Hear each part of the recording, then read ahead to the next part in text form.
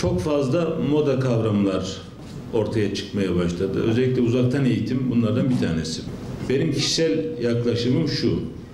Biz zorunlu eğitim çağındaki gençlerle ve çocuklarla ilgileniyoruz. Dolayısıyla bizden velinin veya devletin, milletin beklediği şey öğretim değil. Aslında eğitim bekleniyor bizden. Dolayısıyla bizim yaptığımız şey uzaktan olmaz.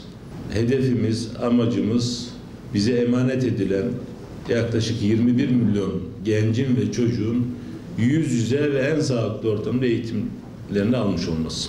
Allah bizlere bir daha ne pandemi ne de deprem gibi felaketler göstermesin. Böyle bir şey olmadıkça uzaktan eğitim bizim gündemimizde yok. Yüksek öğretim bunu yapabilir. Neden? Orası öğretim. Onlar planlayabilirler. Onlar da hatta bu tür şeyler belki yaygınlaştırılabilir.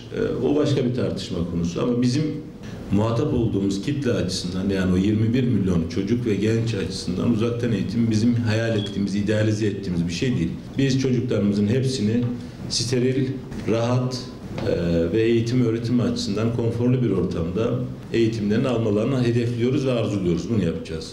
2, telafi eğitimleri. Biliyorsunuz deprem bölgesinde yaz aylarında telafi eğitimleri yaptık.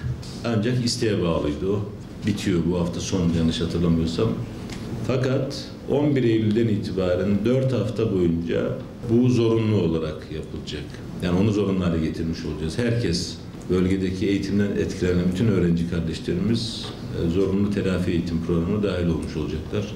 Biz 11 il için ben bakan olarak başladıktan sonra her bir ilin bu anlamdaki problemlerini takip etmek üzere bakanlıkta bir izleme komisyonu kurduk. Bakanlıktaki bir arkadaşımız buradaki daha önceki il müdürümüz Yaşar Bey'le, yeni il müdürümüzle de aynı şekilde koordineli bir biçimde süreci takip ediyorlar. Sadece Adana için değil, deprem bölgesi, yani 11 ilin tamamında hasar gören okullarımız, kullanılabilecek okullarımızın tamamı onarıldı. Onarılmadıysa da onarılma süreci devam ediyor. Yani bununla ilgili satın alma, hizmet satın alma süreci yürütülüyor.